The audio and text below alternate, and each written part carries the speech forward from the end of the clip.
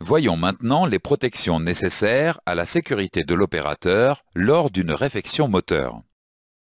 Le vêtement de travail protège de la contamination par des produits caustiques, toxiques ou chimiques. Les chaussures de sécurité dotées d'un renfort métallique protègent les orteils en cas de chute d'objet. Les gants étanches protègent les mains des substances dangereuses, coupures et brûlures. Les lunettes de sécurité empêchent éclaboussures et particules d'atteindre les yeux en les protégeant de face et de côté. Le port de ces protections est obligatoire pour toute intervention sur un moteur.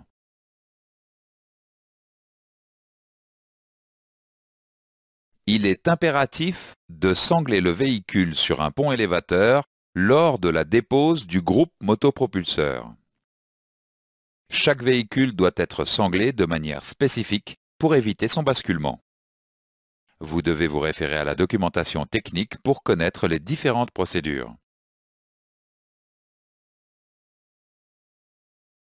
Voyons maintenant les consignes de sécurité spécifiques à la manipulation d'huile moteur minérale usagée. Lorsque le moteur tourne, l'huile récolte des particules métalliques. L'huile minérale usagée ne doit jamais entrer en contact avec la peau et les yeux. Un contact prolongé et répété avec la peau provoque sécheresse et irritation qui peuvent dégénérer en maladie de peau. L'huile minérale usagée contient également des polluants faiblement cancérigènes. Pour prévenir tout risque, vous devez impérativement porter des gants étanches lors de l'opération.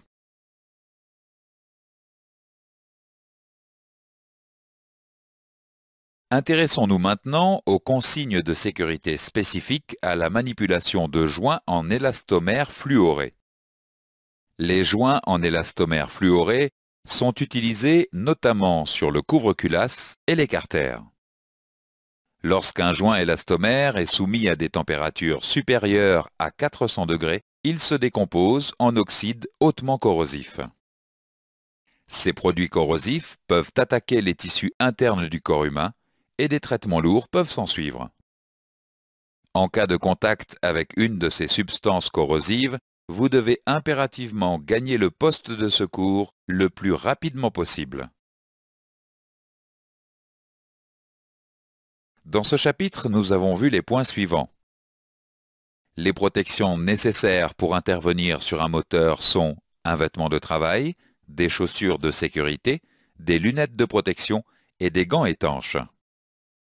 Il est impératif de sangler le véhicule sur un pont élévateur lors de la dépose du groupe motopropulseur. L'huile minérale usagée contient des polluants faiblement cancérigènes et ne doit jamais entrer en contact avec la peau et les yeux. Un joint en élastomère fluoré soumis à des températures supérieures à 400 degrés se décompose en oxyde hautement corrosif.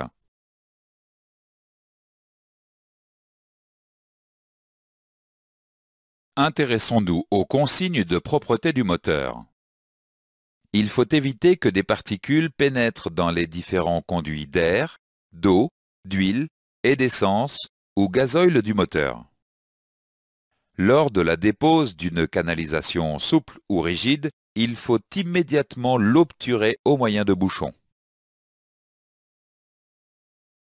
Intéressons-nous aux consignes spécifiques aux moteurs diesel à injection haute pression. Des poussières de quelques microns seulement peuvent entraîner des dysfonctionnements des éléments et des fuites. Lors de la dépose d'une partie du circuit d'injection haute pression, il faut impérativement respecter les consignes suivantes.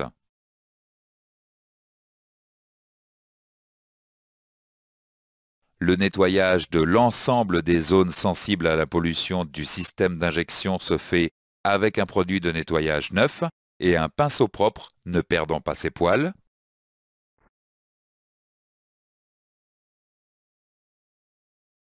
L'air compressé doit être utilisé pour expulser l'excès de solution diluante et toute particule résiduelle.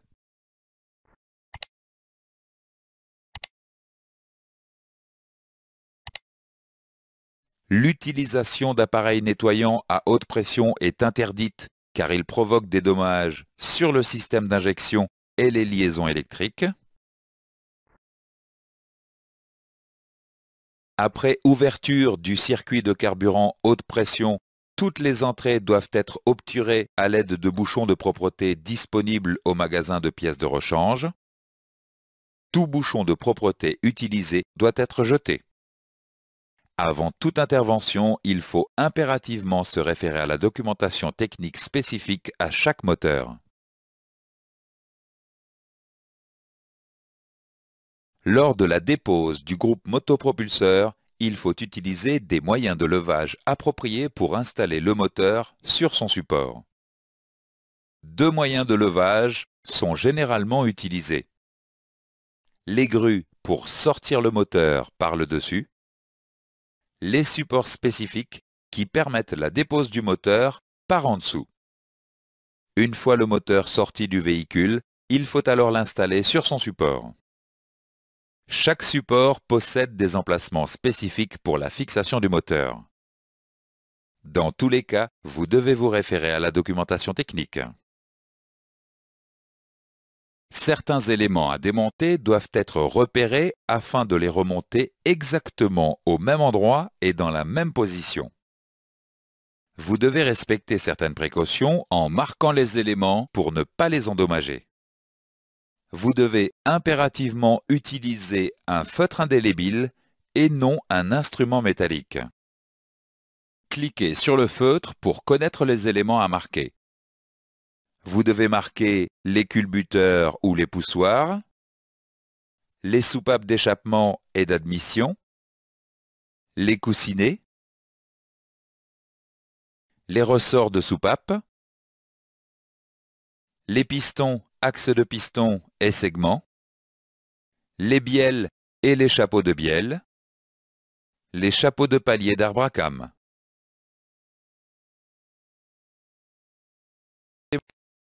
Dans ce chapitre, nous avons vu les points suivants. Le nettoyage des éléments du moteur implique l'obturation des canalisations souples ou rigides. Lors de la dépose d'une partie du circuit d'injection haute pression, il faut impérativement respecter des consignes spécifiques. Lors de la dépose du groupe motopropulseur, il faut utiliser des moyens de levage appropriés pour installer le moteur sur son support. Pour marquer les éléments du moteur, l'utilisation d'un feutre indélébile est impérative à l'exclusion de tout instrument métallique. Voyons maintenant les consignes à respecter pour le choix de l'huile moteur. L'huile moteur assure la lubrification et limite les frottements entre les éléments mécaniques du moteur. L'huile moteur répond à des normes spécifiques. L'huile moteur doit posséder les propriétés suivantes: évacuer les particules métalliques en suspension, éviter la formation de dépôts, ne pas mousser.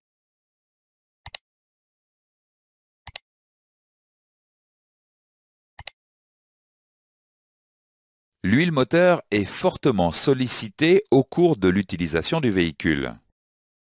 L'huile se charge de particules métalliques et de dépôts et perd ainsi ses propriétés d'origine.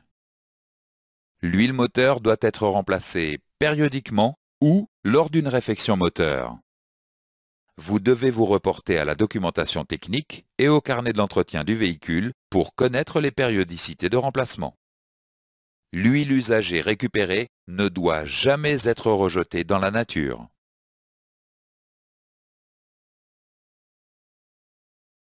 L'huile moteur est identifiée par des grades correspondant à sa viscosité. Cliquez sur le bidon d'huile.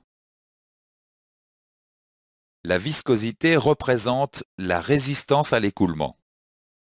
Plus le grade de viscosité est élevé, plus l'écoulement est difficile. Les deux types de grades sont les suivants. Le premier, suivi de la lettre W, correspond à la viscosité de l'huile à froid. Le deuxième correspond à la viscosité de l'huile à chaud. Vous devez vous reporter à la documentation technique pour identifier le type d'huile en fonction du type moteur.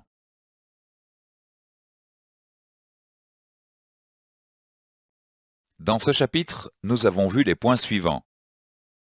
L'huile moteur assure la lubrification et limite les frottements entre les éléments mécaniques du moteur. L'huile moteur doit être remplacée périodiquement ou lors d'une réfection moteur et ne doit jamais être rejetée dans la nature. L'huile moteur est identifiée par des grades correspondant à sa viscosité à froid et à chaud. Cette leçon est maintenant terminée. Voici un récapitulatif des chapitres que nous avons vus.